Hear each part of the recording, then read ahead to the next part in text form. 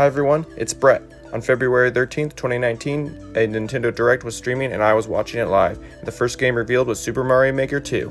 The trailer showed off slopes, on-off switches, new enemies, Super Mario 3D World as a new game style, and much more. In that moment, watching that trailer was the most excited I've ever been for a game reveal, and not too long after, Super Mario Maker 2 was released on June 28, 2019. It had a lot to live up to, since it was the sequel to the first Super Mario Maker, and my expectations were high.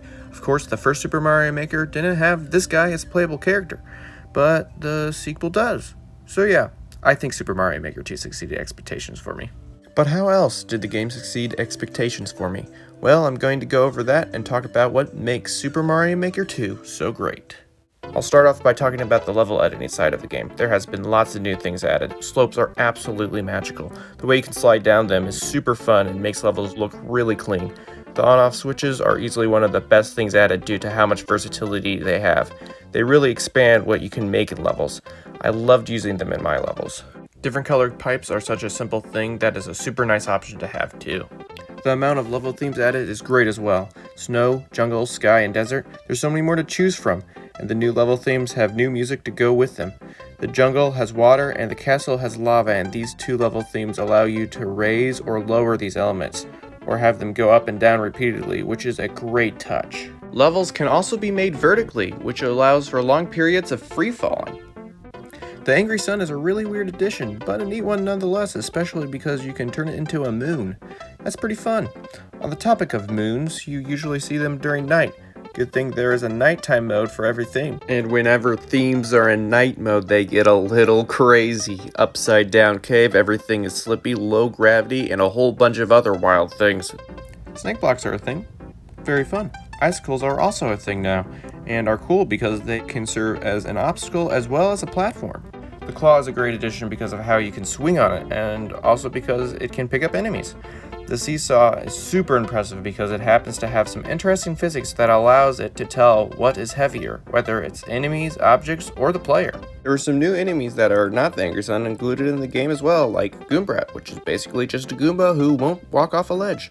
Bonsai Bill, can't go wrong with a bigger bullet, and Boom Boom. It's cool to see a new boss fight enemy that takes 3 hits to beat. All these guys are fun little additions.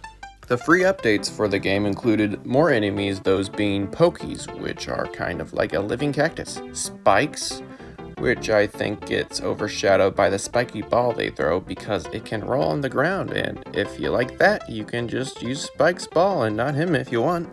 Mecha Koopas. These guys come in 3 forms. The first form is just the normal enemy from the games. The second form is capable of shooting bullets that explode. Last form shoots lightning out of its mouth, and both of these other forms are completely original and were made just for Super Mario Maker 2. And to my surprise, all 7 Koopalings were added to the game as boss fight enemies. So if you want to make some chaos, you sure can. Phanto is also an enemy added. He appears when you pick up a cursed key and pretty much haunts the player, unless the door's unlocked. He comes from the game Super Mario Bros. 2, which was released back in 1988. And finally, Twisters are a brand new enemy. Well, they can't directly hurt you, but they sure can annoy you. Now I'll go ahead and move on to the power-ups. Plenty of them were put in the game, and most were added in the updates. The Super Ball Flower lets you shoot a ball that bounces off things. This power-up originates from the 1989 game Super Mario Land. The Super Mario Bros. 2 Mushroom power-up allows you to stand on enemies and pick them up and throw them. The Frog Suit was added and allows you to swim really fast. The Pea Balloon lets you fly in the air in any direction. The Super Acorn turns you into a flying squirrel, and Red Yoshi spits fire. By far the coolest power-up is the Link one that allows you to use a sword, shoot arrows, and throw bombs. This allows so many puzzle options and gives a lot of variety to the gameplay. I haven't even talked about what was added in one of the best things this game has to offer, which happens to be the new game style, Super Mario 3D World.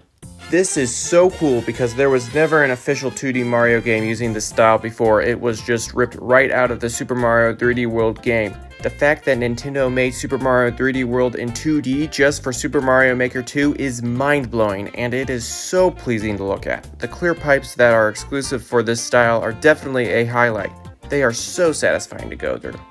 The cat power-up translates so well in 2D. Climbing up walls and diving is awesome.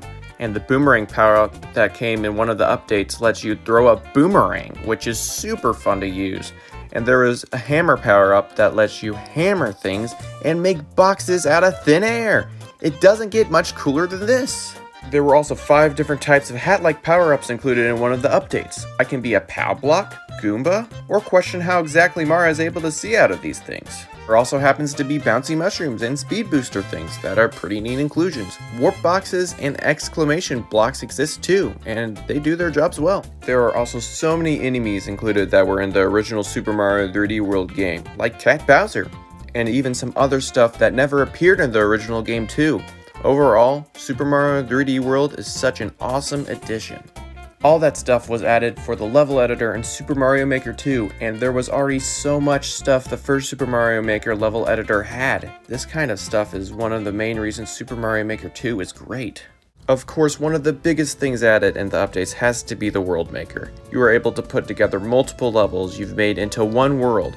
You can also arrange the layout of the world, and there are world themes too. This kind of thing really ties the game together very nicely. When it comes to playing levels, there are a bunch of options. There is a whole story mode where you get to play Mario levels made by Nintendo. You can also play levels made by other people who have the game, which is pretty much one of the main points of playing a Super Mario Maker game. You can also search for a type of level theme and style to play and choose from easy to hard levels. And if you want to play random levels, you can play the Endless Mario Challenge that is endless, I think. In the update, you are now able to play other people's Super Worlds, where you can play multiple levels made by one creator, which is something that feels right at home for Super Mario Maker 2. You can play levels in multiplayer with up to 4 people, which means you don't just have to play as Mario, you can play as Luigi, Toadette, and most importantly, Blue Toad. You can play multiplayer locally with multiple consoles or on the same console, and also play online with random people. When playing online, you can either play co-op, or if you want to be more serious, you can play multiplayer versus, where you can obtain ranks by earning points when you beat a level before everyone else. I never knew I'd get to play against random people online in a 2D Mario game. And one of the most epic things in Super Mario Maker 2 is being able to wear clothes. So when you complete a milestone, like completing a certain amount of levels or getting a high rank in multiplayer versus, you get something to put on your Mii in the game. There are tons to collect, and it is a super fun reward to get. This kind of thing really motivated me when I was playing the game a bunch. I'll never forget the moment when I got the highest rank in multiplayer versus and got the fake muscle bodysuit. It was an incredible experience. Well, all that is what makes Super Mario Maker 2 so great in my opinion. There was so much stuff added. I had a blast playing it, and it will always be one of my favorite games of all time.